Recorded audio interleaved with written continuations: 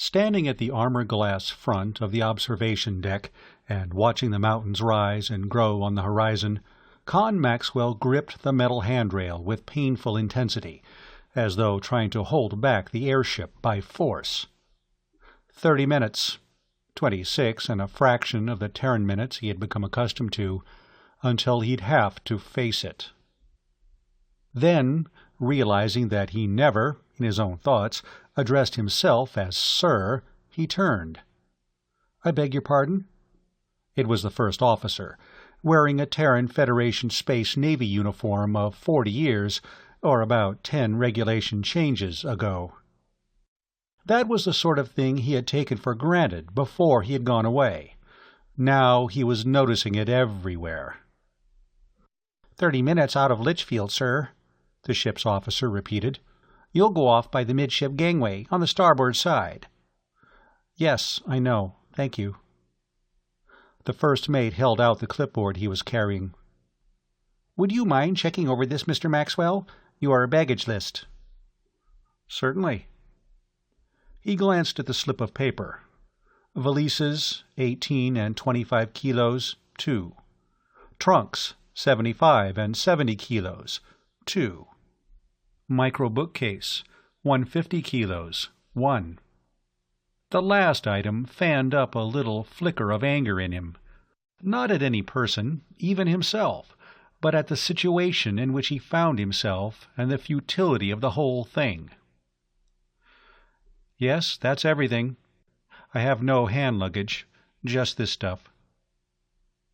He noticed that this was the only baggage list under the clip. The other papers were all freight and express manifests. "Not many passengers left aboard, are there?" "You're the only one in first class, sir," the mate replied. "About 40 farm laborers on the lower deck. Everybody else got off at the other stops. Litchfield's the end of the run. You know anything about the place?" "I was born there. I've been away at school for the last 5 years." "On Balder?" "Terra. University of Montevideo." Once Con would have said it almost boastfully.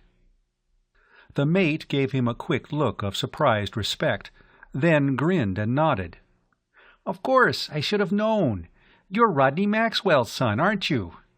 Your father's one of our regular freight shippers. Been sending out a lot of stuff lately." He looked as though he would have liked to continue the conversation, but said, "Sorry, I've got to go. Lot of things to attend to before landing." He touched the visor of his cap and turned away. The mountains were closer when Con looked forward again, and he glanced down. 5 years and 2 space voyages ago, seen from the afterdeck of this ship, or one of her sisters, the woods had been green with new foliage, and the wine-melon fields had been in pink blossom. He tried to picture the scene sliding away below instead of drawing in toward him, as though to force himself back to a moment of the irretrievable past. But the moment was gone, and with it the eager excitement and the half-formed anticipations of the things he would learn and accomplish on Terra. The things he would learn: micro bookcase, 150 kilos, 1. One of the steel trunks was full of things he had learned and accomplished, too. Maybe they, at least, would have some value. The woods were autumn-tinted now, and the fields were bare and brown. They had gotten the crop in early this year, for the fields had all been harvested. Those workers below must be going out for the wine pressing. That extra hands were needed for that meant a big crop, and yet it seemed that less land was under cultivation than when he had gone away. He could see squares of low brush among the new forests that had grown up in the last 40 years, and the few stands of original timber looked like hills above the second growth. Those trees had been standing when the planet had been colonized. That had been 200 years ago, at the middle of the 7th century atomic era. The name of the planet, Poitem, told that. The Sur-Romanticist movement, when the critics and professors were rediscovering James Branch Cabell. Funny how much was coming back to him now. things he had picked up from the minimal liberal arts and general humanities courses he had taken and then forgotten in his absorption with the science and tech studies. The first extrasolar planets, as they had been discovered, had been named from Norse mythology: Odin and Baldur and Thor, Uller and Freya, Bifrost and Asgard and Niflheim. When the Norse names ran out, the discoverers had turned to other mythologies: Celtic and Egyptian and Hindu and Assyrian, and by the middle of the 7th century they were naming planets for almost anything. Anything, that is, but actual persons. Their names were reserved for stars, like Alpha Gartner, the son of Poitem, and Beta Gartner, a buckshot-sized pink glow in the southeast, and Gamma Gartner, out of sight on the other side of the world. All named for old Genji Gartner, the scholarly and half-piratical adventurer whose ship had been the first to approach the 3 stars and discover that each of them had planets. 42 planets in all, from a couple of methane giants on Gamma to airless little things with 1/6 Terran gravity. Alpha 2 had been the only one in the Tri-System with an oxygen atmosphere and life. So Gartner had landed on it and named it Poitem, and the settlement that had grown up around the first landing site had been called Storsenda. 30 years later, Genji Gartner died there, after seeing the camp grow to a metropolis, and was buried under a massive monument. Some of the other planets had been rich in metals, and mines had been opened, and atmosphere-domed factories and processing plants built. None of them could produce anything but hydroponic and tissue culture foodstuffs, and natural foods from Poitem had been less expensive, even on the planets of Gamma and Beta. So Poitem had concentrated on agriculture and grown wealthy at it. Then, within 50 years of Genji Gartner's death, the economics of interstellar trade overtook the Tri-System, and the mines and factories closed down. It was no longer possible to ship the output to a profitable market, in the face of the growing self-sufficiency of the colonial planets and the irreducibly high cost of space freighting. Below, the brown fields and the red and yellow woods were merging into a 10-mile-square desert of crumbling concrete. Empty and roofless sheds, and warehouses and barracks, brush-choked parade grounds and landing fields, airship docks, and even a spaceport. They were more recent, dating from Poitem's second brief and hectic prosperity, when the Terran Federation's 3rd Fleet Army Force had occupied the Gartner Tri-System during the System States War. Millions of troops had been stationed on or routed through Poitem. Tens of thousands of spacecraft had been based on the Tri-System. The mines and factories had reopened for war production.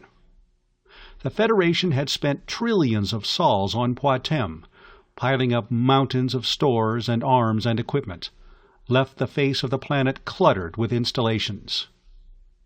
Then, 10 years before anybody had expected it, the rebellious System States Alliance had collapsed and the war had ended. The Federation armies had gone home, taking with them the clothes they stood in, their personal weapons, and a few souvenirs. Everything else had been left behind. Even the most expensive equipment was worth less than the cost of removal. Ever since, Poitem had been living on salvage. The uniform the officer was wearing was 40 years old, and it was barely a month out of the original packing. On Terra, Khan had told his friends that his father was a prospector, and let them interpret that as meaning an explorer for, say, uranium deposits. Rodney Maxwell found plenty of uranium, but he got it by taking apart the warheads of missiles.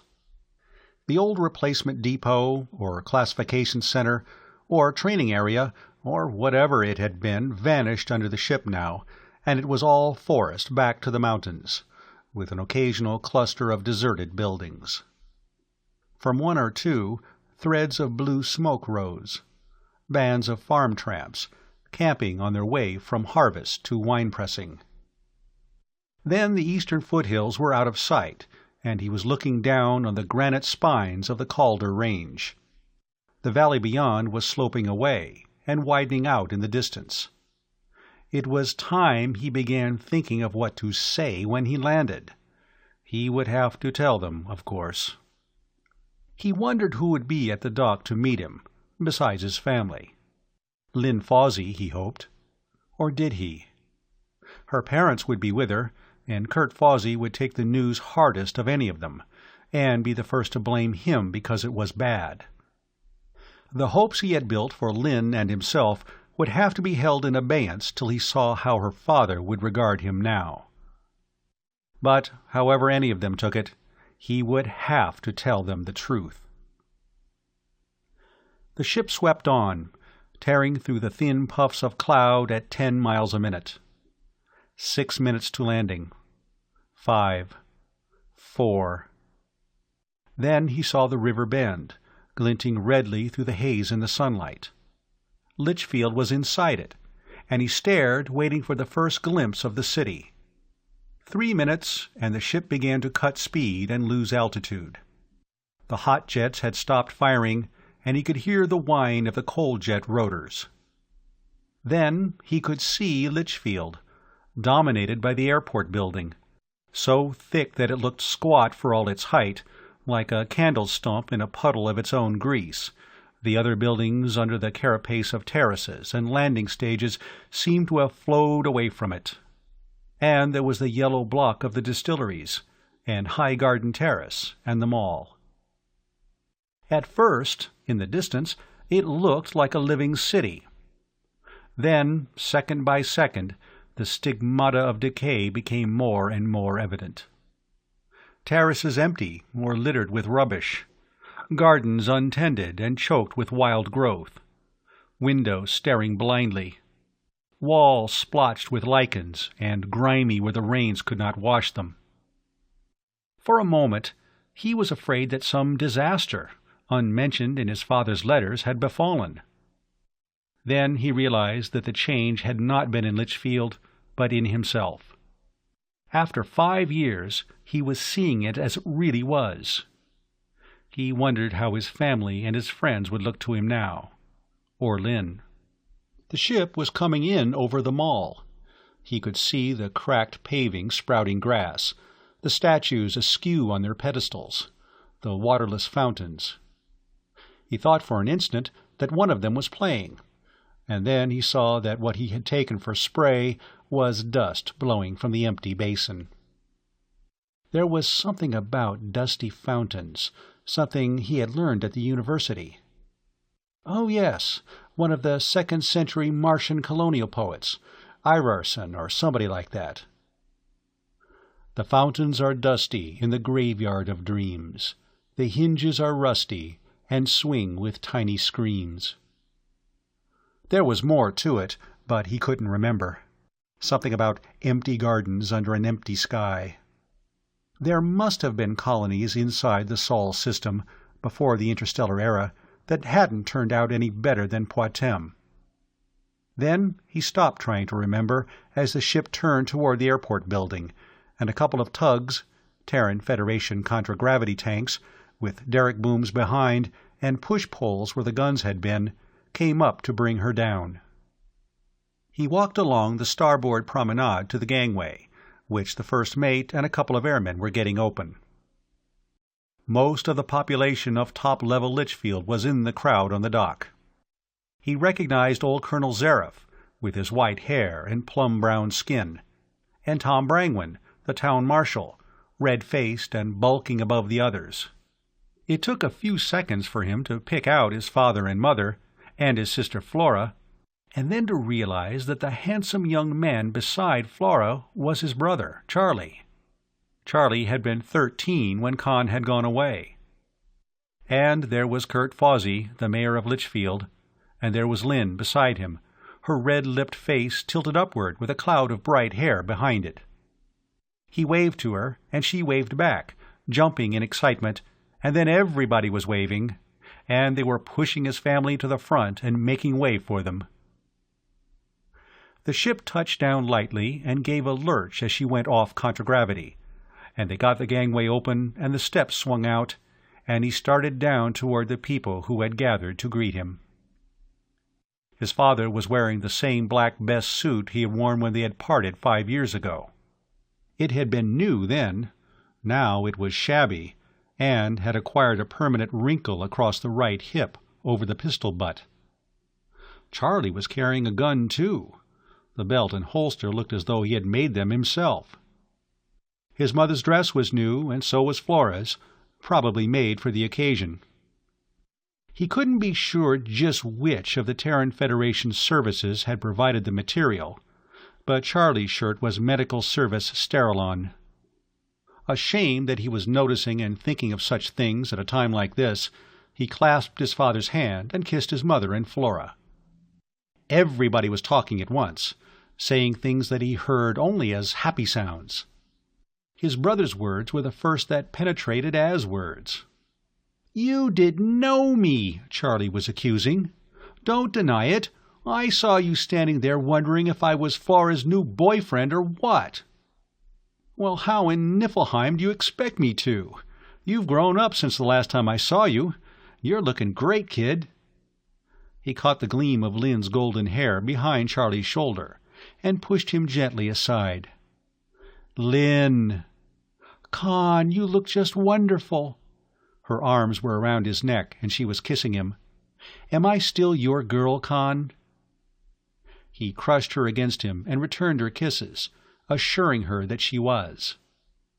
He wasn't going to let it make a bit of difference how her father took the news, if she didn't.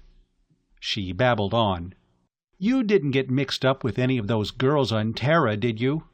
If you did, don't tell me about it. All I care about is that you're back. Oh, Con, you don't know how much I missed you. Mother, Dad, doesn't he look just splendid?"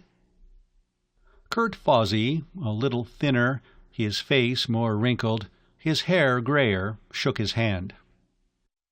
"I'm just as glad to see you as anybody, Con," he said, "even if I'm not being as demonstrative about it as Lynn. Judge, what do you think of our returned wanderer? Friends, shake hands with him, but save the interview for the news for later. Professor, here's one student Litchfield Academy won't need to be ashamed of." He shook hands with them, old Judge Ledoux, Franz Veltrin, the newsman, Professor Kelton, a dozen others, some of whom he had not thought of in 5 years. They were all cordial and happy. How much, he wondered, because he was their neighbor, Con Maxwell, Rodney Maxwell's son, home from Terra, and how much because of what they hoped he would tell them. Kurt Fawsey, edging him out of the crowd, was the first to voice that. "Con, what did you find out?" he asked breathlessly. "Do you know where it is?" Con hesitated, looking about desperately. This was no time to start talking to Kurt Fawsey about it. His father was turning toward him from one side, and from the other Tom Brangwyn and Colonel Zareff were approaching more slowly, the older man leaning on a silver-headed cane. "Don't bother him about it now, Kurt," Rodney Maxwell scolded the mayor. "He's just gotten off the ship. He hasn't had time to say hello to everybody yet." "But, Rod, I've been waiting to hear what he's found out ever since he went away," Fawsey protested in a hurt tone. Brangwyn and Colonel Zareff joined them. They were close friends, probably because neither of them was a native of Poitem. The town marshal had always been reticent about his origins, but Con guessed it was Hathor. Brangwyn's heavy-muscled body, and his ease and grace in handling it, marked him as a man of a heavy-gravity planet. Besides, Hathor had a permanent cloud envelope, and Tom Brangwyn's skin had turned boiled lobster red under the dim orange sunlight of Alpha Gartner. Old Clem Zareff never hesitated to tell anybody where he came from. He was from Ashmodai, one of the System States planets, and he had commanded a division that had been blasted down to about regimental strength in the Alliance Army. "Hello, boy," he croaked, extending a trembling hand. "Glad you're home. We all missed you." "We sure did, Con," the town marshal agreed, clasping Con's hand as soon as the old man had released it. "Find out anything definite?" Kurt Fawsey looked at his watch.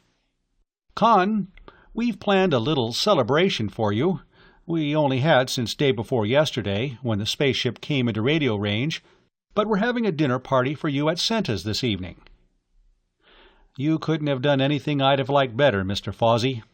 I'd have to have a meal at Senta's before really feeling that I'd come home." "Well, here's what I have in mind. It'll be 3 hours till dinner's ready. Suppose we all go up to my office in the meantime.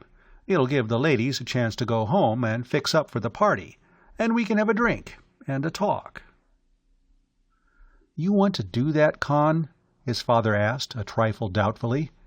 "If you'd rather go home first—" Something in his father's voice and manner disturbed him vaguely. However, he nodded agreement. After a couple of drinks, he'd be better able to tell them. "Yes, indeed, Mr. Fawsey," Con said. "I know you're all anxious, but it's a long story. This'll be a good chance to tell you." Fawsey turned to his wife and daughter, interrupting himself to shout instructions to a couple of dock hands who were floating the baggage off the ship on a contragravity lifter.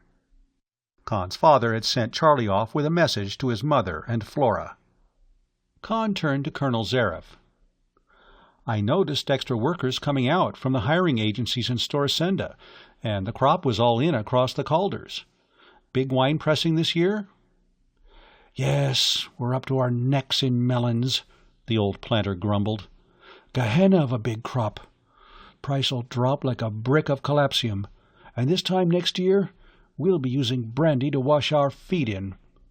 "If you can't get good prices, hang on to it and age it. I wish you could see what the bars on Terra charge for a drink of 10-year-old Poitem." "This isn't Terra, and we aren't selling it by the drink. Only place we can sell brandy is at the Storsenda spaceport, and we have to take what the trading ship captains offer. You've been on a rich planet for the last 5 years, Con. You've forgotten what it's like to live in a poorhouse, and that's what Poitem is." "Things'll be better from now on, Clem," the mayor said, putting one hand on the old man's shoulder and the other on Con's. "Our boy's home. With what he can tell us, we'll be able to solve all our problems. Come on, let's go up and hear about it." They entered the wide doorway of the warehouse on the dock-level floor of the airport building and crossed to the lift. About a dozen others had joined them, all the important men of Litchfield. Inside, Kurt Fawsey's laborers were floating out cargo for the ship, casks of brandy, of course, and a lot of boxes and crates painted light blue and marked with the wreathed globe of the Terran Federation, and the gold triangle of the 3rd Fleet Army Force, and the 8-pointed red star of Ordnance Service.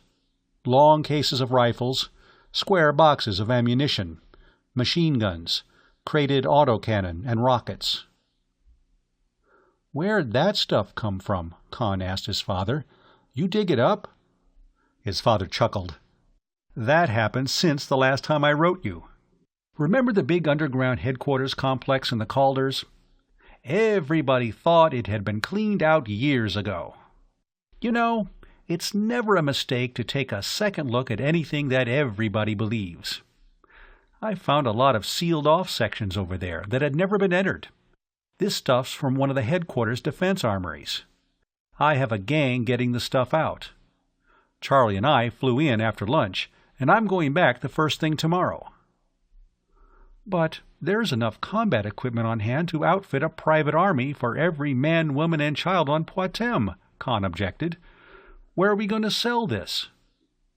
"Storsenda Spaceport. The tramp freighters are buying it for newly colonized planets that haven't been industrialized yet.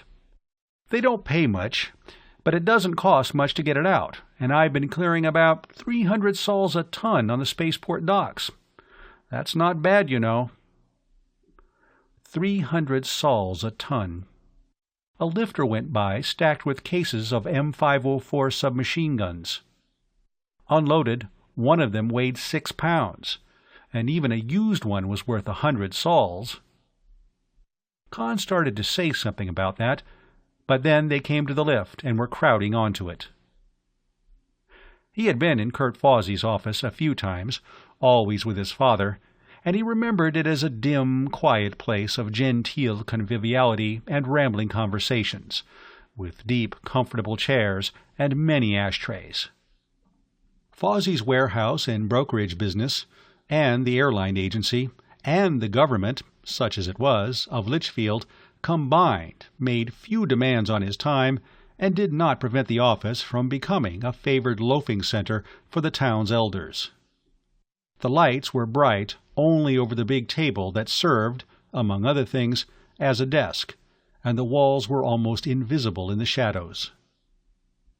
As they came down the hallway from the lift, everybody had begun speaking more softly. Voices were never loud or excited in Kurt Fawsey's office. Tom Brangwyn went to the table, taking off his belt and holster and laying his pistol aside. The others, crowding into the room, added their weapons to his. That was something else Con was seeing with new eyes. It had been 5 years since he had carried a gun, and he was wondering why any of them bothered.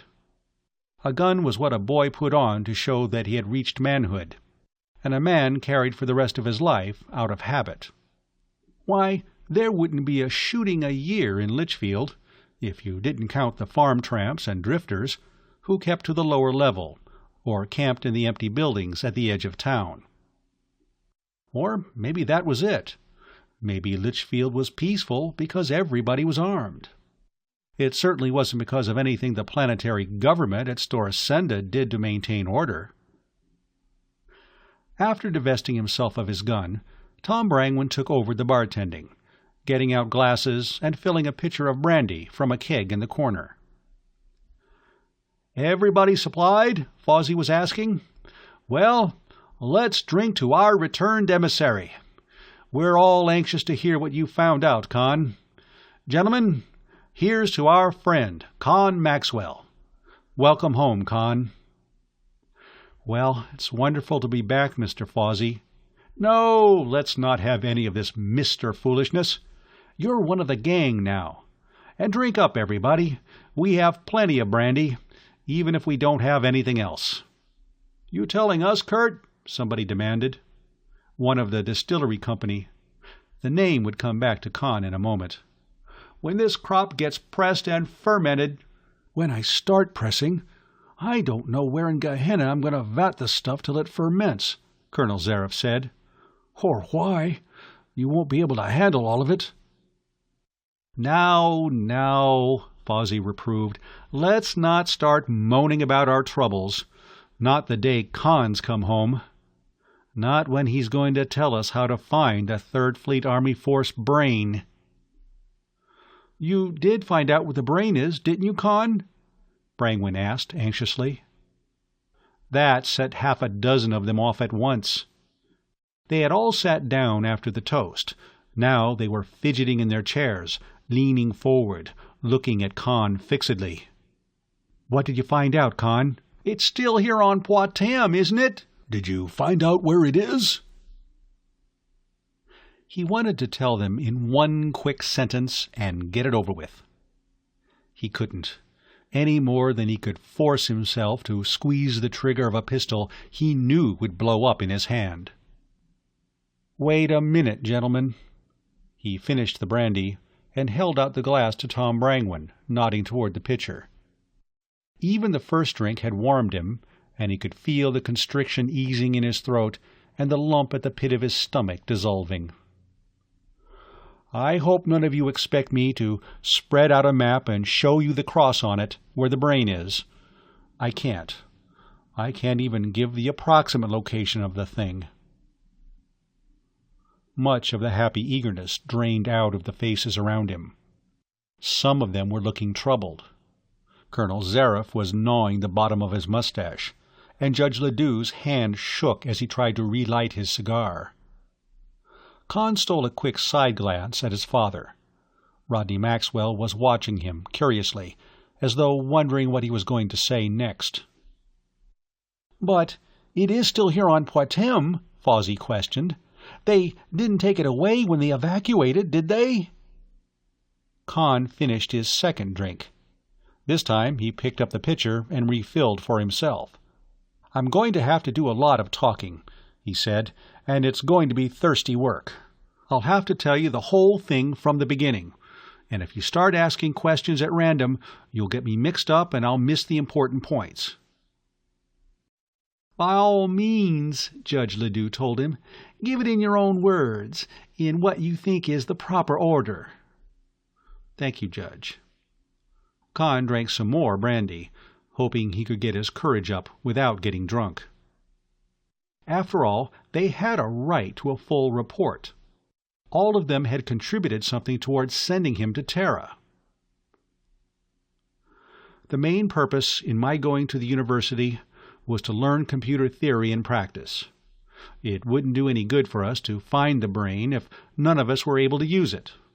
Well, I learned enough to be able to operate, program, and service any computer in existence, and train assistants. During my last year at the university, I had a part-time paid job programming the big positron neutrino photon computer in the astrophysics department. When I graduated, I was offered a position as instructor in positronic computer theory." "You never mentioned that in your letters, son," his father said. "It was too late for any letter except one that would come on the same ship I did. Besides, it wasn't very important." "I think it was." There was a catch in old Professor Kelton's voice. "One of my boys, from the Academy, offered a place on the faculty of the University of Montevideo on Terra." He poured himself a second drink, something he almost never did. "Con means it wasn't important because it didn't have anything to do with the brain," Fawsey explained, and then looked at Con expectantly. All right, now he'd tell them. "I went over all the records of the 3rd Fleet Army Forces occupation of Poitem that are open to the public. On one pretext or another, I got permission to examine the non-classified files that aren't open to public examination. I even got a few peeps at some of the stuff that's still classified secret. I have maps and plans of all the installations that were built on this planet, literally thousands of them, many still undiscovered. Why, we haven't more than scratched the surface of what the Federation left behind here. For instance, all the important installations exist in duplicate, some even in triplicate, as a precaution against Alliance space attack." "Space attack!" Colonel Zareff was indignant. "There never was a time when the Alliance could have taken the offensive against Poitem, even if an offensive outside our space area had been part of our policy. We just didn't have the ships. It took over a year to move 1.5 million troops from Ashmodai to Marduk, and the fleet that was based on Amaterasu was blasted out of existence in the spaceports and in orbit. Hell, at the time of the surrender, we didn't have—" "They weren't taking chances on that, Colonel. But the point I want to make is that with everything I did find, I never found, in any official record, a single word about the giant computer we call the 3rd Fleet Army Force brain." For a time, the only sound in the room was the tiny, insectile humming of the electric clock on the wall. Then Professor Kelton set his glass on the table, and it sounded like a hammer blow. "Nothing, Con?" Kurt Fawsey was incredulous, and for the first time frightened. The others were exchanging uneasy glances. "But you must have. A thing like that?" "Of course, it would have been one of the closest secrets during the war," somebody else said. "But in 40 years you'd expect something to leak out." "Why, during the war it was all through the 3rd Force. Even the Alliance knew about it. That's how Clem heard of it." "Well, Con couldn't just walk into the secret files and read whatever he wanted to, just because he couldn't find anything." "Don't tell me about security," Clem Zareff snorted. "Certainly they still have it classified. Staff brass would rather lose an eye than declassify anything." If you'd seen the lengths our staff went to, hell, we lost battles because the staff wouldn't release information the troops in the field needed. I remember once. But there was a brain, Judge Ledoux was saying, to reassure himself and draw agreement from the others. It was capable of combining data and scanning and evaluating all its positronic memories and forming association patterns and reasoning with absolute perfection. It was more than a positronic brain. It was a positronic supermind. We'd have won the war except for the brain. We had 90 systems, 130 inhabited planets, 100 billion people, and we were on the defensive in our own space area. Every move we made was known and anticipated by the Federation. How could they have done that without something like the brain? Con, from what you've heard of computers, how large a volume of space would you say the brain would have to occupy? Professor Kelton asked. Professor Kelton was the most unworldly of the lot, yet he was asking the most practical question. Well, the astrophysics computer I work with at the university occupies a total of about 1 million cubic feet, Kahn began. This was his chance. They'd take anything he told them about computers as gospel. It was only designed to handle problems in astrophysics. The brain, being built for space war, would have to handle any such problem. And if half the stories about the brain are anywhere near true, it handled any other problem, mathematical, scientific, political, economic, strategic, psychological, even philosophical and ethical. Well, I'd say that 100 million cubic feet would be the smallest even conceivable. They all nodded seriously. They were willing to accept that, or anything else, except one thing. Lots of places on this planet where a thing that size could be hidden, Tom Brangwyn said, undismayed. A planet's a mighty big place. It could be underwater, in one of the seas, Piet Dawes, the banker, suggested. An underwater dome city wouldn't be any harder to build than a dome city on a poison atmosphere planet like Tubal-Cain. It might even be on Tubal-Cain, a melon planter said, or Hiawatha, or even one of the beta or gamma planets. The third force was occupying the whole tri-system, you know. He thought for a moment. If I'd been in charge, I'd have put it on one of the moons of Pantagruel. But that's clear out in the Alpha system, Judge Ledoux objected. We don't have a spaceship on the planet, certainly nothing with a hyperdrive engine, and it would take a lifetime to get out to the Gamma system and back on reaction drive. Kahn put his empty brandy glass on the table and sat erect. A new thought had occurred to him, chasing out of his mind all the worries and fears he had brought with him all the way from Terra. Then we'll have to build a ship, he said calmly.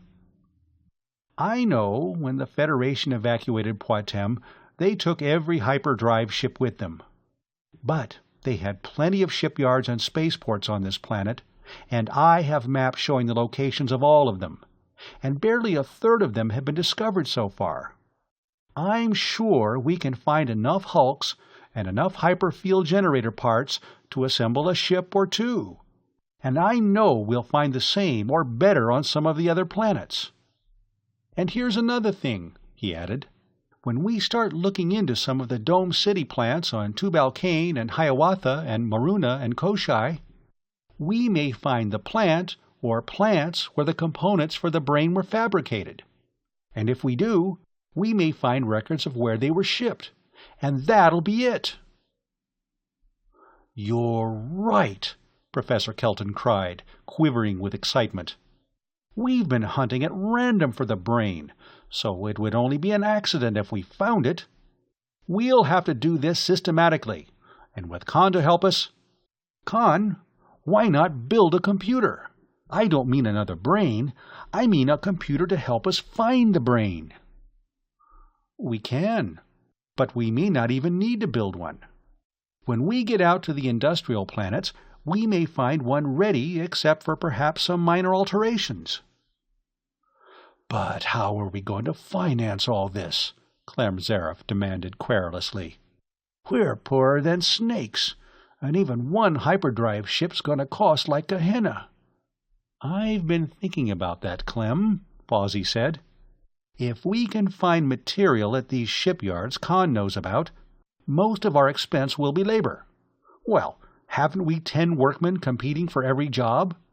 They don't really need money, only the things money can buy. We can raise food on the farms and provide whatever else they need out of Federation supplies.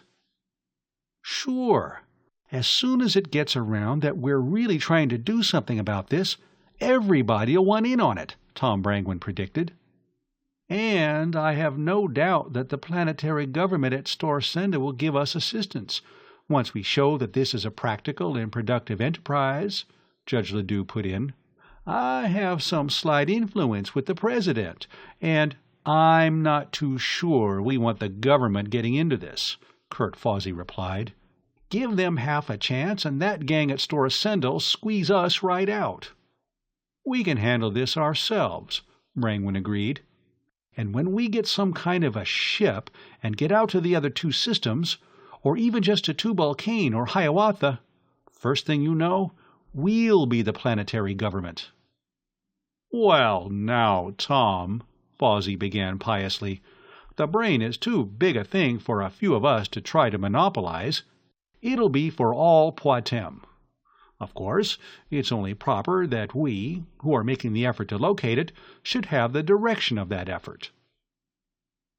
While Fawsey was talking, Rodney Maxwell went to the table, rummaged his pistol out of the pile, and buckled it on. The mayor stopped short.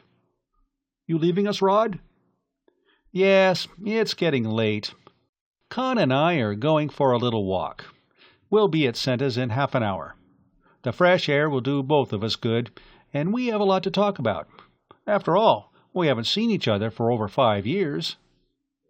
They were silent, however, until they were away from the airport building and walking along High Garden Terrace in the direction of the mall. Con was glad. His own thoughts were weighing too heavily within him. I didn't do it. I was going to do it every minute. I was going to do it, and I didn't. And now it's too late. That was quite a talk you gave them, son, his father said. They believed every word of it. A couple of times I even caught myself starting to believe it. Con stopped short. His father stopped beside him and stood looking at him. Why didn't you tell them the truth? Rodney Maxwell asked. The question angered Con. It was what he had been asking himself. Why didn't I just grab a couple of pistols off the table and shoot the lot of them? He retorted. It would have killed them quicker and wouldn't have hurt as much. His father took the cigar from his mouth and inspected the tip of it. The truth must be pretty bad, then. There is no brain. Is that it, son? There never was one. I'm not saying that only because I know it would be impossible to build such a computer. I'm telling you what the one man in the galaxy who ought to know told me, the man who commanded the Third Force during the war.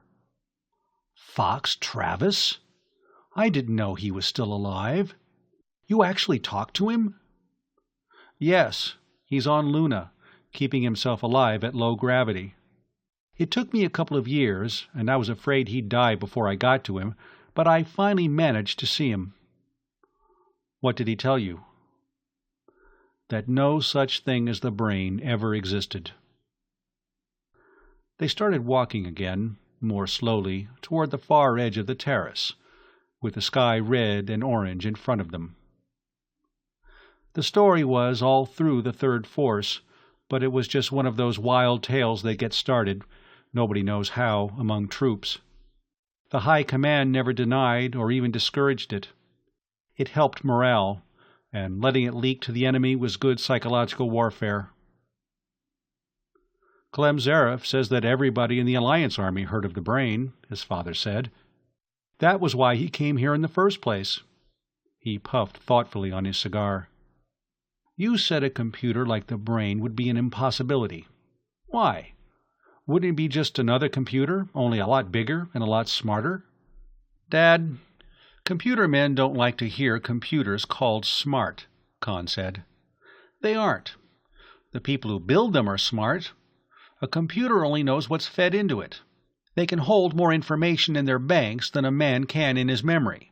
They can combine it faster. They don't get tired or absent-minded. But they can't imagine, they can't create, and they can't do anything a human brain can't. You know, I'd wondered about just that, said his father. And none of the histories of the war even as much as mentioned the brain. And I couldn't see why, after the war, they didn't build dozens of them to handle all these galactic political and economic problems that nobody seems able to solve. A thing like the brain wouldn't only be useful for war. The people here aren't trying to find it for war purposes. You didn't mention any of these doubts to the others, did you? They were just doubts. You knew for sure, and you couldn't tell them. I'd come home intending to. Tell them there was no brain. Tell them to stop wasting their time hunting for it and start trying to figure out the answers themselves. But I couldn't. They don't believe in the brain as a tool to use. It's a machine god that they can bring all their troubles to. You can't take a thing like that away from people without giving them something better. I noticed you suggested building a spaceship and agreed with the professor about building a computer. What was your idea? To take their minds off hunting for the brain and keep them busy? Kahn shook his head. I'm serious about the ship. Ships. You and Colonel Zaroff gave me that idea. His father looked at him in surprise. I never said a word in there, and Clem didn't even once mention. Not in Kurt's office. Before we went up from the docks. There was Clem, moaning about a good year for melons as though it were a plague, and you selling arms and ammunition by the ton. Why, on Terra, or Baldur, or Ulder, a glass of our brandy brings more than those freighter captains give us for a cask.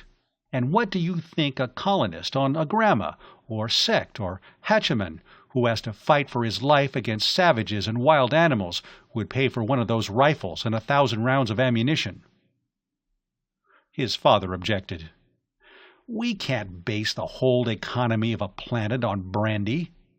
Only about 10% of the arable land on Poitem will grow wine melons, and if we started exporting Federation salvage the way you talk of, we'll be selling pieces instead of job lots. We'll net more, but that's just to get us started. The ships will be used, after that, to go to Tubal-Cain and Hiawatha and the planets of the Beta and Gamma systems. What I want to see is the mines and factories reopened, people employed, wealth being produced. And where'll we sell what we produce? Remember, the mines closed down because there was no more market. No more interstellar market, that's true. But there are 150 million people on Poitem. That's a big enough market, and a big enough labor force to exploit the wealth of the Gartner Tri-System. We can have prosperity for everybody on our own resources. Just what do we need that we have to get from the outside now? His father stopped again and sat down on the edge of a fountain. The same one, possibly, from which Kahn had seen dust blowing as the airship had been coming in. Kahn, that's a dangerous idea. That was what brought on the System States War. The Alliance planets took themselves outside the Federation economic orbit, and the Federation crushed them. Kahn swore impatiently. You've been listening to old Clem Zaroff, ranting about the lost cause, and the greedy Terran robber barons holding the galaxy in economic serfdom while they piled up profits. The Federation didn't fight that war for profits. There weren't any profits to fight for. They fought it because if the system states had won, half of them would be at war among themselves now. Make no mistake about it. Politically, I'm all for the Federation. But economically, I want to see our people exploiting their own resources for themselves, instead of grieving about the lost interstellar trade, and bewailing bumper crops, and searching for a mythical robot god. You think, if you can get something like that started, that they'll forget about the brain? His father asked skeptically. That crowd up in Kurt Fozzie's office? Niflheim, no. They'll go on hunting for the brain as long as they live, and every day they'll be expecting to find it tomorrow. That'll keep them happy. But they're all old men. The ones I'm interested in are the boys of Charlie's age. I'm going to give them too many real things to do. Building ships, exploring the rest of the tri-system, opening mines and factories, producing wealth, for them to get caught in that empty old dream. He looked down at the dusty fountain on which his father sat. That ghost dream haunts this graveyard. I want to give them living dreams that they can make come true. Khan's father sat in silence for a while, his cigar smoke red in the sunset. If you can do all that, Khan, you know, I believe you can. I'm with you as far as I can help, and we'll have a talk with Charlie. He's a good boy, Khan, and he has a lot of influence among the other youngsters. He looked at his watch. We'd better be getting along. You don't want to be late for your own coming-home party. Rodney Maxwell slid off the edge of the fountain to his feet, hitching at the gun belt under his coat. Have to dig out his own gun and start wearing it, Khan thought. A man simply didn't go around in public without a gun in Litchfield. It wasn't decent. And he'd be spending a lot of time out in the brush, where he'd really need one. First thing in the morning, he'd unpack that trunk and go over all those maps. There were half a dozen spaceports and maintenance shops and shipyards within a half day by airboat, none of which had been looted. He'd look them all over. That would take a couple of weeks. Pick the best shipyard and concentrate on it. Kurt Fawsey be the man to recruit labor. Professor Kelton was a scholar, not a scientist. He didn't know beans about hyperdrive engines, but he knew how to do library research. They came to the edge of the high garden terrace at the escalator, long motionless, its moving parts rusted fast, that led down to the mall, and at the bottom of it was Senta's, the tables under the open sky. A crowd was already gathering. There was Tom Brangwyn, and there was Kurt Fawsey and his wife, and Lynn. And there was Senta herself, fat and dumpy, in one of her preposterous red and purple dresses, bustling about, bubbling happily one moment and screaming invective at some laggard waiter the next. The dinner, Khan knew, would be the best he had eaten in 5 years, and afterward they would sit in the dim glow of Beta Gartner, sipping coffee and liqueurs, smoking and talking and visiting back and forth from one table to another, as they always did in the evenings at Senta's. Another bit from Iverson's poem came back to him. We sit in the twilight, the shadows among, and we talk of the happy days when we were brave and young. That was for the old ones, for Colonel Zareff and Judge Ledoux and Dolph Kelton, and maybe even for Tom Brangwyn and Franz Veltrin, and for his father. But his brother Charlie and the boys of his generation would have a future to talk about. And so would he, and Lynn Fawsey.